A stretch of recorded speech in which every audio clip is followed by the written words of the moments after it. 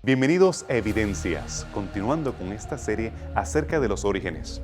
Estoy seguro que tú has notado la diversidad que hay en plantas, pájaros y otras especies de animales. Los cambios que hay entre unos y otros, aun cuando son del mismo tipo, sus tamaños y sus colores.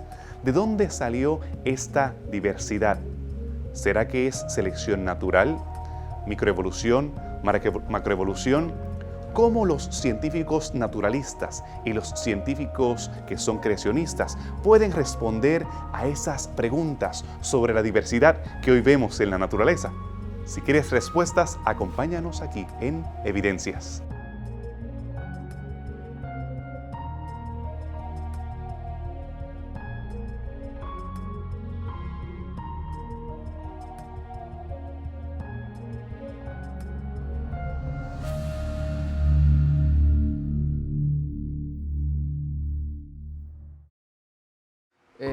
Para el tiempo en que eran tempranos 1800, había una teoría que hablaba de cómo los seres humanos competían por lo que estaba sucediendo en el planeta. De la misma manera estaba el señor Charles Darwin tratando de buscar explicación a unas observaciones que él hizo a través de su viaje por todo el planeta en el Beagle, en un barco en el que él viajó como naturalista. Charles Darwin es quien desarrolla y populariza la idea de la selección natural por medio de la evolución. Los cambios que él observó en la naturaleza no podían ser directamente resultado de una creación por un ser superior, sino que eran que los organismos expuestos a distintos ambientes se adaptaban. Entonces es él quien presenta este mecanismo que supuestamente conduce a la evolución. A través del tiempo, los organismos pasan de un tipo de organismo a otro tipo de organismo. Y para que esto sea posible es necesario que pasen millones de años. Pequeños cambios se convierten en grandes cambios y en diferentes organismos. Entonces es él quien realmente populariza esta teoría. Básicamente de esa forma entonces es como él explica por qué en una camada de animales, por ejemplo, los perros más fuertes son los que van a conseguir más leche de la madre y los perros más débiles o que tengan alguna limitación van a llegar últimos y eventualmente son los que van a desaparecer. De esa manera se aseguraba que a la próxima generación solamente los fuertes transmitían su información genética. Y eso aseguraba que cada generación estuviera más adaptada físicamente a lo que le esperaba para sobrevivir. Durante el siglo XIX, las universidades del mundo fueron sacudidas por el método científico. ¿Qué de las contribuciones que hicieron los estudios sobre el origen de las especies y la diversidad que hoy tenemos? Realmente los efectos que tuvieron estos estudios llegan hasta nuestros días, pero ¿cuáles fueron específicamente y cuál fue su impacto? Bueno, la importancia de Darwin está en el hecho de presentar evidencia científica para explicaciones que solamente se enfocaban desde el punto de vista religioso. Entonces él trae las nuevas ideas de que la ciencia cuestiona, de que la ciencia busca evidencia para contestar preguntas y que no necesariamente debemos dejarnos llevar por un solo punto de vista. La selección natural en realidad no es una teoría, es una observación científica. Selección natural es básicamente la ley de supervivencia del más fuerte. Criaturas con ciertas características en determinados ambientes sobreviven mejor. Un oso polar sobrevive mejor en el Ártico que en regiones tropicales. Entonces, criaturas según sus habilidades y características físicas sobreviven mejor en ciertos hábitats. Esto es visible hoy en día.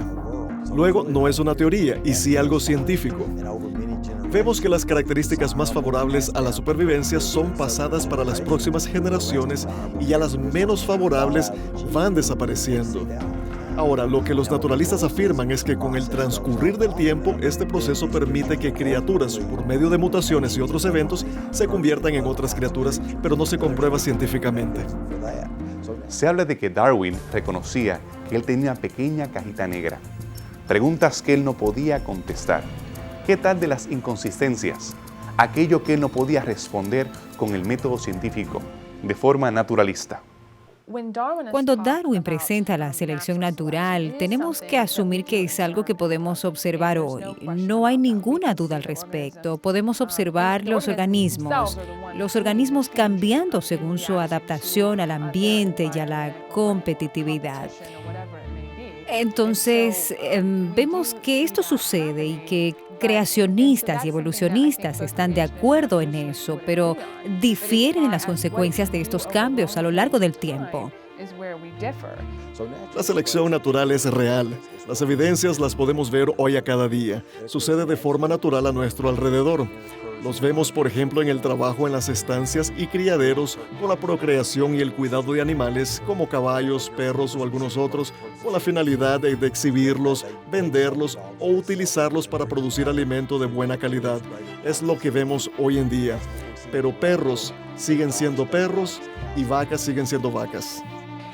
Pienso que los evolucionistas deberían comprender que la selección natural es el camino opuesto a la evolución, porque los organismos se convierten cada vez más en seres específicos de acuerdo a su ambiente, pero no hay aumento de información genética y no se están convirtiendo en otro organismo, simplemente se van especializando y adaptando al ambiente que los rodea, sin cambios de un organismo a otro.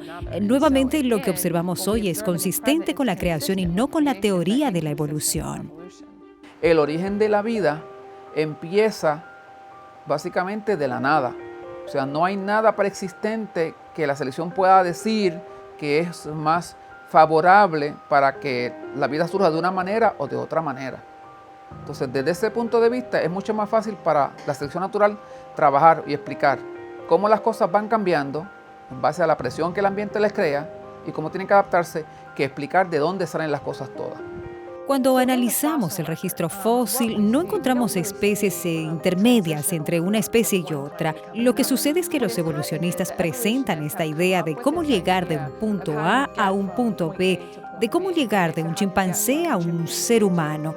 Ellos afirman que debe haber evidencias de seres intermediarios y de cómo deberían ser. Entonces, al analizar el registro fósil, ellos dicen, vean esto, encaja aquí, esto por allá y este aquí. Pero ellos lo ven así porque tienen como base inicial el concepto evolucionista. Ellos van acomodando estas observaciones al concepto que defienden sobre el pasado, lo que no sirve como evidencia científica. Lo que verdaderamente se observa en esta escala chimpancé-ser humano, que llaman los naturalistas presentan, es que los esqueletos son 100% humanos, como los neandertales, o 100% simios, como Lucy, o son unos o son otros. Ahora, estas razas como los neandertales ya son extintas. Lucy ya está extinta, no tenemos más estos organismos con nosotros, así como otros que ya se extinguieron. El problema es que no hay mecanismos que expliquen cómo es posible que un organismo se convierta en otro diferente. Tratan de justificarlo con la mutación y selección natural, pero el detalle es que todo tipo de mutación que observamos hoy no acrecentan información genética al ser vivo, y es lo que sería necesario. Si pretendemos que una bacteria se convierta en un ser humano, tendrá que haber nueva información genética, que se desarrollen nuevas estructuras y nuevas cosas que bacterias no poseen. Repito, no hay algún mecanismo creado que pueda hacer esto. Es esto lo que observamos en el presente. Entonces, si analizamos el pasado bajo esta perspectiva, no es posible que un organismo se convirtiera en otro, no importa el tiempo que pase, pues no existe un mecanismo que consiga lograrlo. Adaptación, selección natural, microevolución, lo vemos diariamente. Las diferentes especies, los diferentes organismos, vemos plantas, animales. Debemos reconocer que demuestran algún tipo de selección natural, pero no logran responder las preguntas acerca del origen de la vida o el origen de las especies. ¿Quieres tener respuestas a esas preguntas? ¿Quieres ver cómo comparamos los científicos naturalistas con los científicos creacionistas? Si quieres respuestas a estas preguntas, quédate con nosotros en Evidencias.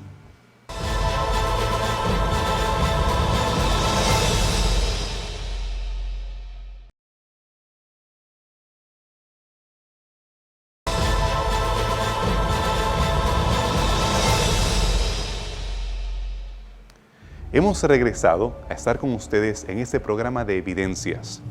Hemos visto cómo varios investigadores han explicado acerca de la diversidad que tenemos en plantas y animales. Y también preguntas que tenemos acerca de los orígenes en base a esta selección natural. Pero, ¿qué la Biblia enseña acerca del origen de esta variedad que tenemos en plantas y animales? ¿Cómo podemos ver, como científicos creacionistas, la diversidad y la selección natural? La teoría de Darwin básicamente libra a las personas de la existencia de Dios y de que hay que rendirle cuenta. Su teoría presenta que con el transcurrir de miles de millones de años de mucho tiempo, conseguimos explicar cómo surgió cada una de las especies que vemos hoy en día. Todo como resultado de un accidente cósmico que proporcionó la unión de ciertas moléculas que dieron origen a la vida, la cual fue evolucionando con el tiempo. Y ahí está el detalle. En este concepto no existe un Dios. Luego dependemos de nosotros mismos. Tengo que resaltar que la selección natural es uno de los mecanismos que explica cómo los organismos cambian, cómo el ambiente influye en este proceso de adaptación, favoreciendo a algunos y desfavoreciendo a otros. Realmente esto es observable, pero no nos explica cómo surge el primer organismo, cómo surge el primer DNA, que teóricamente daría origen al proceso evolutivo. Entonces sí explica cómo los organismos cambian y se adaptan según el ambiente, pero no cómo se originan.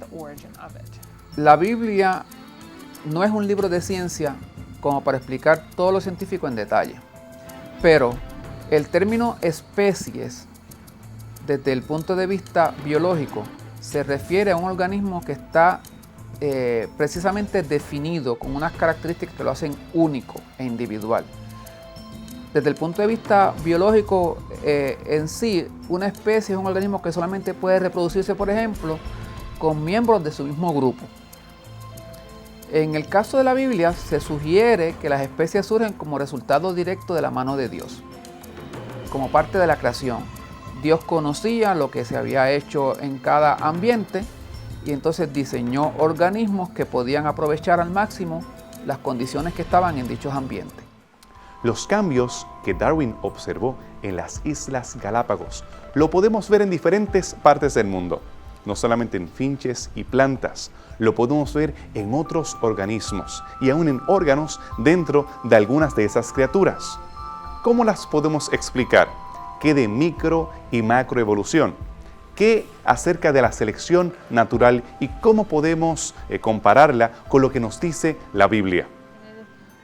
Cuando me preguntan de Galápagos, yo siempre digo que fui con un punto de vista diferente al de Darwin.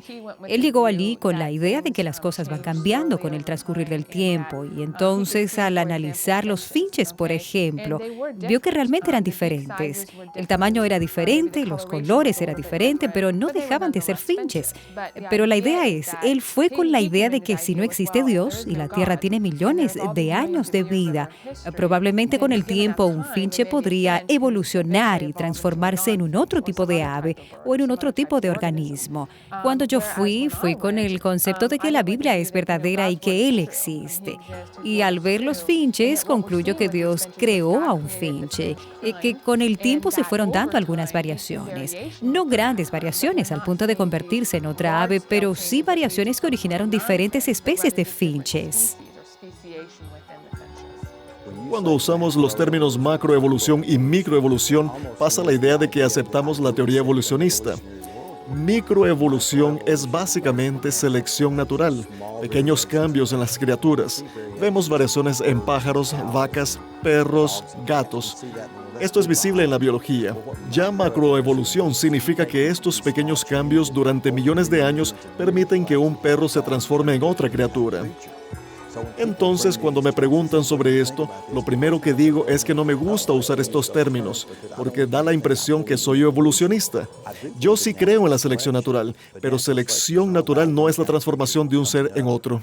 El relato de la creación en la Biblia establece que hay ambientes distintos o hábitats distintos para organismos distintos. Por lo tanto, tiene que existir una relación entre la capacidad que tiene un organismo dado de sobrevivir en un ambiente dado y más aún de adaptarse a las condiciones que en ese ambiente dado surjan. La selección natural es básicamente lo mismo. Hay un ejemplo que yo suelo usar que es pensando en algún edificio donde tengamos un área verde y algún organismo tipo insecto que tenga el exoesqueleto, digamos, de un color rojo. Esa especie de color roja en un área verde va a ser identificado rápido por depredadores y va a eliminarse. Pero si en el cabo del tiempo, en algún momento dado, esa especie tiene la capacidad de vez en cuando generar un exoesqueleto verde, ese va a estar camuflajeado en el área verde. Al pasar el tiempo, los individuos que eran de color rojo van a desaparecer y la población verde va a aumentar en su número. Eso es selección natural. Ahora, al pasar el tiempo, digamos que el área verde sufre un daño y la tierra que hay debajo es roja. De nuevo, la población de insectos va a tener individuos verdes y rojos. Lo que pasa es que cuando el piso era verde, cuando la grama era verde, los verdes predominaban. Cuando la grama muere y la tierra queda roja, entonces ahora aquellos individuos que son de color rojo son los que están más adaptados a camuflajearse contra la tierra. Los verdes van a ser más identificados por los aves y se los van a comer. La selección natural opera entonces con las capacidades que tengan los individuos para adaptarse a los cambios en el ambiente. Y eso es lo mismo que Dios hizo cuando creó ambientes distintos para organismos distintos, dándole a cada organismo la capacidad de sobrevivir en un ambiente específico. Así que yo no veo ningún conflicto en la selección natural como un procedimiento que opera hoy en día, que ocurre con la habilidad que Dios le dio a los organismos para adaptarse a lo que el ambiente les podía presentar. Como ven, los científicos naturalistas y los científicos creacionistas están de acuerdo en que hay selección natural, de que hay mucha variedad, que tenemos adaptación. El origen de esa adaptación es lo que difiere, el origen de la vida y cómo nosotros podemos explicar cada una de ellas es donde difieren los científicos creacionistas y los científicos naturalistas. Sin embargo, nosotros podemos disfrutar de toda esta variedad de criaturas y de animales que tenemos en este mundo que, según la Biblia, Dios así lo creó. La Biblia no presenta la supervivencia del más fuerte, no presenta que estamos mejorando. Al contrario, hay un proceso de degeneración. Aún entre las bacterias y entre otros animales, no vemos esta adaptación como algo que va mejorando en cada una de ellas. Vemos la mano del pecado y cómo se han degenerado a consecuencia de los años en este mundo de degeneración. Ahora, es muy probable que el vocablo especie, que se usa desde el punto de vista evolutivo, no sea el mismo que la Biblia quiere llamar como especie. Es muy probable que en la Biblia el término especie sea más consistente con el término evolutivo de clase o de familia, que son renglones superiores en la jerarquía de nomenclatura biológica. Porque por lo general dentro de una familia uno puede tener varias clases, dentro de una clase uno puede tener varias familias, dentro de una familia uno puede tener varias especies, o varios géneros, dentro de varios géneros uno puede tener varias especies. Entonces, es muy probable que biológicamente hablando se hubiera creado un ave, una clase de aves. De esa clase de aves habría muchas familias de aves distintas y de cada familia de esas vamos a tener muchos géneros distintos y de cada género de esos muchas especies, como sería hoy en día. Ahora, el término especie hoy en día se refiere ya al final de la trayectoria del origen de ese organismo. Entonces es muy probable que en la Biblia el término especie no sea el que se usa hoy en día o el que entendemos biológicamente hoy en día como especie. Podría ser más bien un término superior como género o quizás como familia. Una mutación es un cambio en la secuencia genética del DNA.